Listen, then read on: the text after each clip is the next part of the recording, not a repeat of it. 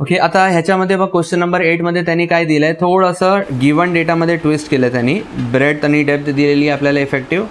AST is given in terms of number of bars, it is not given in terms of percentage. ठीक आहे, म्हणजे आपल्याला ह्याचा percentage काढायला लागेल.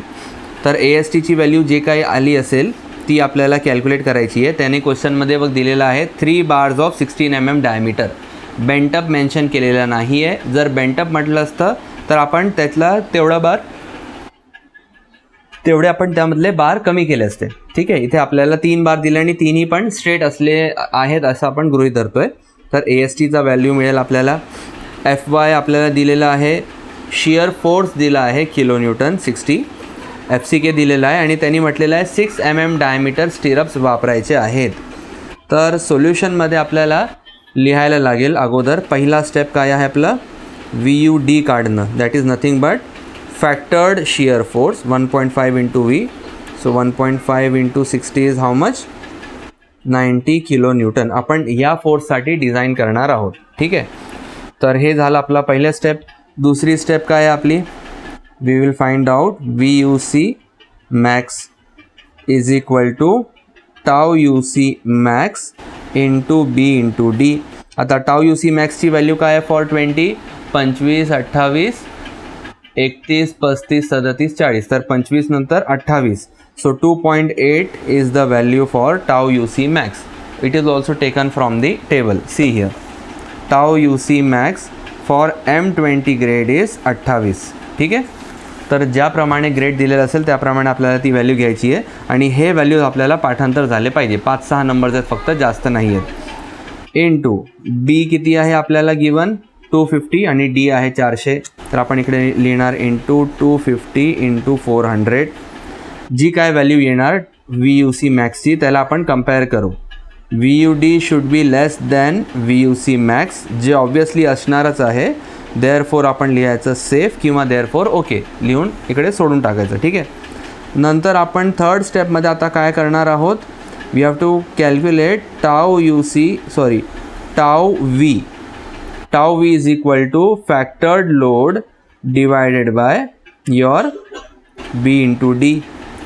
ह्याचा जे काय आन्सर VUD म्हणजे काय 90 किलो न्यूटन. ठीक आहे, 90 इंटू 10⁻³ ह्याला आपण लिहून ठेवतो इकडे 90 इंटू 10⁻³ ती value divided by B into D. 90 into 10⁻³ divided by 250 multiplied by 400. जे काय आन्सर येणार that is your tau V ची व्हॅल्यू. ठीक आहे, and we should compare that tau V should be less than your actual tau UC and this tau UC should be less than your tau UC max. Again ही condition fulfil 100% होणारच आहे. Therefore no tension in that. ठीक आहे, tau V tau UC सगळं आलं आपलं इकडे. त्यानंतर आपण काय करणार, स्टेप नंबर 4मध्ये जाणार आपण. Step number 4 is what, now VUC actual. तर त्यासाठी आपल्याला टाउ UCची ॲक्च्युअल व्हॅल्यू काढायला लागेल. टाउ UCची ॲक्च्युअल व्हॅल्यू काढण्यासाठी आपल्याला इकडे आता पर्सेंटेज काढायला लागेल स्टीलचं. गेल्या क्वेश्चनमध्ये आपल्याला PTची व्हॅल्यू डायरेक्ट दिली होती. इकडे आपल्याला काय करायला लागेल, PTची व्हॅल्यू काढायची आहे. Therefore AST upon B into D multiplied by 100. This will be giving your percentage. ASTची व्हॅल्यू इथे आहे आपल्याकडे. ठीक आहे, ती व्हॅल्यू आपण इथं सबस्टिट्यूट करायची, डिवाइड बाय BD इंटू 100 लिहायचं. जे काही पर्सेंटेज येईल त्यासाठी इथं बघ given grade of concrete M20 grade of कॉन्क्रीटमध्ये जो पर्सेंटेज येईल त्या पर्सेंटेजच्या व्हॅल्यूज गृहीत धरून गेल्या क्वेश्चनमध्ये जसं आपण इंटरपोलेशन केलं तसंच त्यांचं इंटरपोलेशन व्यवस्थितपणे करायचं आहे. After interpolation is done, tau UCची व्हॅल्यू आपल्याला भेटून जाईल. टाउ UC मिळाला तर देअरफॉर ॲक्च्युअल VUC आपल्याला मिळेल, load taken by concrete, that is nothing but tau UC into B into D.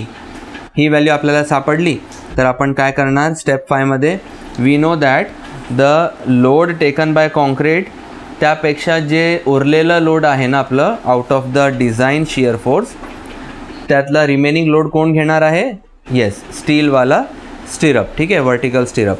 तर we will write here VUS will be equal to VUD minus VUC, जसं आपण गेल्या स्टेपमध्ये केलेलं आहे. बिकॉज नथिंग सिन्स रिझन मी इथे लिहितो VUD is equal to VUC plus VUS असं असते. त्यामुळे आपल्याला त्याच फॉर्म्युल्याला मी इकडे फिरवलेलं आहे. परत मी काय करणार आता इकडे बेंटअप बारसुद्धा अज्युम करणार नाही. मी इथं मिनिमम शिअर इन्फोर्समेंटसुद्धा गृहीत धरणार नाही. I will directly go for the calculation formula. ठीक आहे. So VUSV will be equal to your VUS load taken by the steel. इथं दिसतंय. ओके. तर VUSVसाठी आपण काय करणार, ती व्हॅल्यू आपल्याला मिळाली. त्यांनी इकडे क्वेश्चनमध्ये आपल्याला आता गिवन केलेलं आहे use 6 mm diameter stirrups only. We have not been given any choice. तर we will take 6th step लिहिणार आपण. Take 6 mm diameter 2-legged stirrups. ठीक आहे. आता आपण जेव्हा स्टिरप्स म्हणतो ना, तर इथं स्टिरप्ससाठी पण आपल्याला ग्रेड असतात. FE 415, FE 500, mild steel, FE 250, जे पाहिजे आपल्याला आपण घेऊ शकतो. इथं ह्यांनी 6 mm म्हटलेलं आहे. रिमेंबर दॅट 6 mm डायमीटरसाठी हाय स्ट्रेंथ स्टीलचा ऑप्शन नसतो कधीही. म्हणजे दिस वन इफ 6 mmचा आपल्याला स्टिरप म्हटला किंवा आपण जर 6 mmचा स्टिरप घेत असलो क्वेश्चनमध्ये सॉल्व करायला, तर आपल्याला त्याला कंपल्सरीली माइल्ड स्टील म्हणजे FE 250 ग्रेडच घ्यायला लागेल. We cannot provide high strength bar, कारण की हाय स्ट्रेंथ बार 6 mmच्या डायमीटरमध्ये येतच नाही. तर that is the tricky situation here. Use 6 mm diameter stirrups कशासाठी म्हटलं आहे, so that you should consider mild steel का FY व्हॅल्यू. ठीक आहे. Take 6 mm diameter 2-legged stirrups. Therefore area of vertical stirrup is equal to 2 times cross sectional area of the bar. ठीक आहे.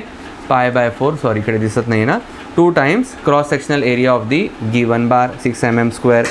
जे काही आन्सर आपल्याला येईल ते आपल्याला स्पेसिंगच्या फॉर्म्युलेमध्ये वापरायचं आहे.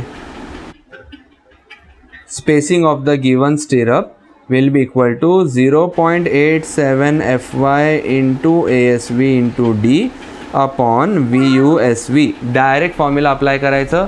मिनिमम रिइन्फोर्समेंट किंवा बेंटअप बार त्याच्या भानगडीत पडायचं नाही आपल्याला. ठीक आहे. तर सबस्टिट्यूट जर मी केलेत व्हॅल्यू 0.87 इंटू FYची व्हॅल्यू आता काय घेणार आपण, FE 250 वाली व्हॅल्यू. ठीक आहे. So we will write here 0.87 into 250 into ASVची जे काय व्हॅल्यू येईल ती इंटू डीची व्हॅल्यू किती आपल्याला क्वेश्चनमध्ये गिवन 400 डिवायडेड बाय VUSV. जे काय आन्सर इकडे आपल्याला भेटलं असेल वरती तेच आन्सर आपल्याला इकडे डिनॉमिनेटरमध्ये लिहायचं आहे. This spacing should be again minimum of the following, the formula value और 0.75 टाइम्स इफेक्टिव डेप्थ और 300 mm whichever is less. ठीक आहे. तर हा स्टेप आपण जेव्हा शेवटचा सॉल्व अटेम्प्ट करतो that time our question is totally complete for design of shear reinforcement. असं हे मेथड ऑफ सॉल्विंग आहे. दोन्ही क्वेश्चन्सला तू प्रॅक्टिस कर चांगल्या प्रकारे, तर तुला काय होणार, सगळे स्टेप्स पाठ होऊन जातील. ठीक आहे बेटा. Okay, bye.